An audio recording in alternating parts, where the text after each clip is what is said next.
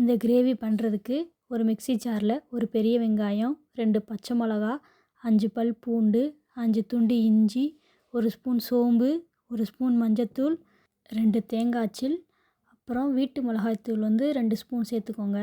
அப்புறம் இது எல்லாத்தையும் சேர்த்து நல்லா ஃபைன் பேஸ்ட்டாக அரைச்சிக்கோங்க.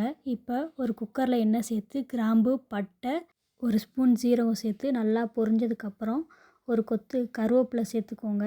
கருவேப்பிலை நல்லா பொரிஞ்சதுக்கப்புறம் நம்ம வாஷ் பண்ணி வச்சுருக்க பீன்ஸ் பயிரை இதோடு சேர்த்து நல்லா ஃப்ரை பண்ணிக்கோங்க. பயிர் எண்ணெயில் நல்லா ஃப்ரை ஆனதுக்கப்புறம் ஒரு நல்ல பழுத்த தக்காளி, ஒரு தக்காளியை கட் பண்ணி சேர்த்துக்கோங்க. தக்காளியும் இதோடு சேர்த்து நல்லா ஃப்ரை பண்ணுங்கள். இப்போ தக்காளி நல்லா குழஞ்சி இந்த எண்ணெயில் வெந்துடணும். அந்தளவுக்கு நல்லா வதக்கிக்கோங்க. தக்காளி நல்லா இந்த அளவுக்கு சாஃப்டாக வேகணும். இப்போது நம்ம அரைச்சி வச்ச பேஸ்ட்டை இதோடு சேர்த்துக்கோங்க. பேஸ்ட்டையும் பயிரையும் நல்லா மிக்ஸ் பண்ணிக்கோங்க. ரெண்டும் நல்லா மிக்ஸ் ஆகணும். அந்தளவுக்கு நல்லா எல்லாத்தையும் மிக்ஸ் பண்ணிக்கோங்க. மிக்ஸ் பண்ணிவிட்டு இதை அப்படியே விட்டுருங்க. நல்லா எண்ணெய் பிரிஞ்சு வர அளவுக்கு இதை குக் பண்ணிக்கோங்க மசாலாவை. அதுக்கப்புறம் உங்களுக்கு தேவையான அளவு உப்பு, உங்களுக்கு எவ்வளோ தண்ணி வேணுமோ அந்த அளவுக்கு தண்ணி சேர்த்து அதையும் நல்லா மிக்ஸ் பண்ணிக்கோங்க. இந்த ஸ்டேஜில் உங்களுக்கு தேவையான அளவு உப்பு, காரம் பார்த்து அதுக்கேற்ற மாதிரி அட்ஜஸ்ட் பண்ணிக்கோங்க. அப்புறம் குக்கரை க்ளோஸ் பண்ணிவிட்டு ஒரு 3 விசில் வைங்க. 3 விசில் விட்டிங்கன்னா நல்லா வெந்துடும்.